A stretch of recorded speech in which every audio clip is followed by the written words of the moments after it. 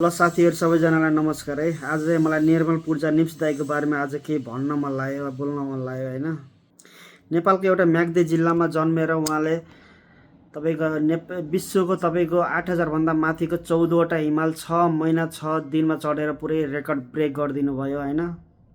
हाम्रो नेपाललाई विश्व सामु चिनाउन उहाँले एकदमै ठुलो मेहनत गर्नुभयो के, चिनाउनु पनि भयो।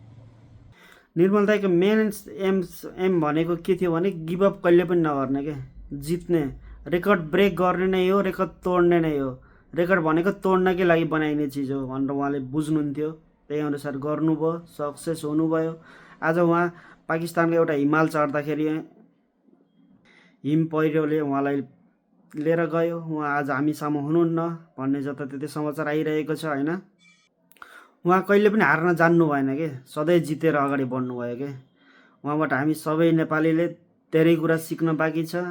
हाम्रो नेपाललाई विश्व सामु चिनाउन उहाँले ठुलो योगदान गर्नुभयो। उहाँले गरेको यो योगदानलाई हामीले कहिले पनि भुल्नुहुन्न, कहिले पनि बिर्सिनुहुन्न। मैले आज बिहानदेखि उहाँको धेरै कुराहरू, भिडियोहरू यताउति धेरै हेरेँ, सुने हैन। त्यसपछि मलाई एकदमै अब नराम्रो त सबैलाई लागिहाल्छ हैन। उहाँ आज हाम्रो सामु हुनुहुन्न, हामी सामु नभए पनि उहाँले छोडेर गएका कर्महरूको हामीले फलो गर्नेछौँ। उहाँको सोच, उहाँको हिम्मत हाम्रो लागि सिक्न पर्ने महत्त्वपूर्ण कुरा रहनेछ। उहाँ एक पर्वतारोहण मात्र होइन के, हामी जस्तो लाखौँ युवाको प्रेरणाको स्रोत बन्नुभयो के आज उहाँको अनुशासन र देशप्रतिको माया हामी सबै नेपालीको हृदयमा जीवित रहनेछ। धन्यवाद सबैजनालाई।